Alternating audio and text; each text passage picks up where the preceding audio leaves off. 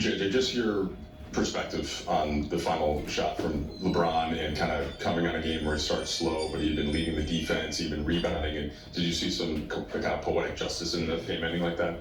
Yeah, I think two things. I think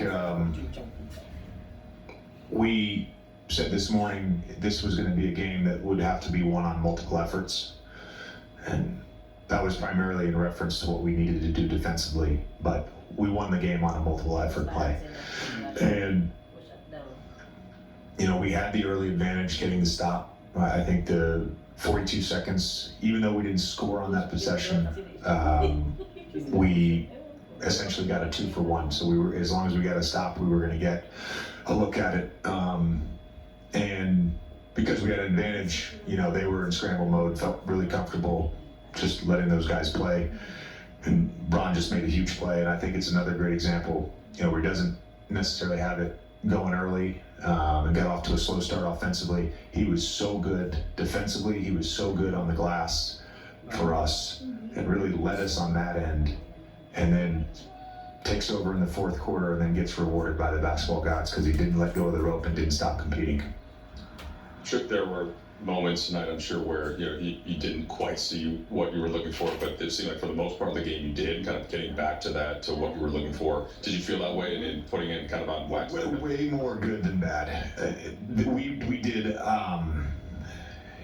did like 4 of the dumbest things I've ever seen us do all season. I already told the guys that. The nonsensical stuff. You take those plays out of it, like everything else, we played well enough to win the game.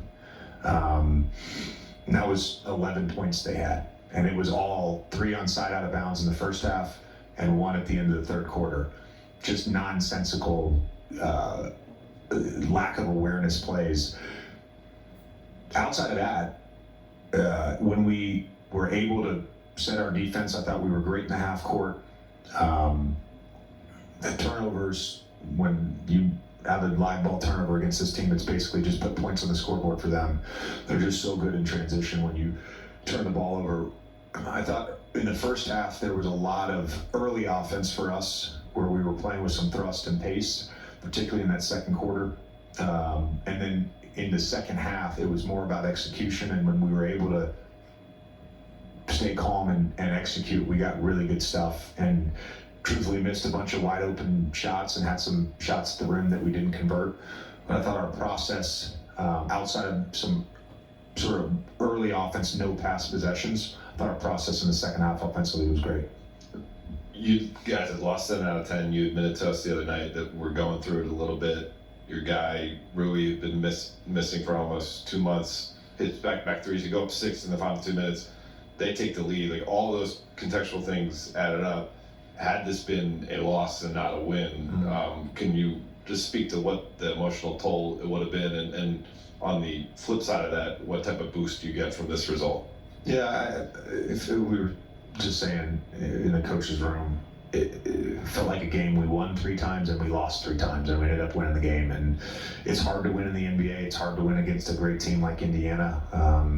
Frankly, they don't ever get talked about enough nationally. They're a phenomenal basketball team. Rick is a phenomenal coach, and they're going to be a tough out in the East again. For our group to get 2 wins against them, that's, given our struggles against the Eastern Conference, we're really happy with that. And I think Rui just, again, getting back in the groove, getting some confidence from tonight. Thought he was shot ready in the first half, and those 2 threes were huge. And frankly, we don't win the game without our bench tonight. Vando leading the charge there with the plus minus. But regardless of what the plus minus looks like, I thought those guys gave us an intensity and an effort that bled through the entire group. JJ, LeBron's done a lot of stuff in this league. He had never played a game where he hadn't made a basket through 3 quarters, in which he played the third quarter. What was sort of his demeanor like as that happened? And did it tell you anything, not that it needed to, about his commitment to winning, that he was still engaged in all the other facets? Well, I think certainly there was a level of frustration from starting whatever it was, 0 for 6 or whatever it was. we missed him early on some early offense seals against smaller players. I think we missed him 3 times in the first half.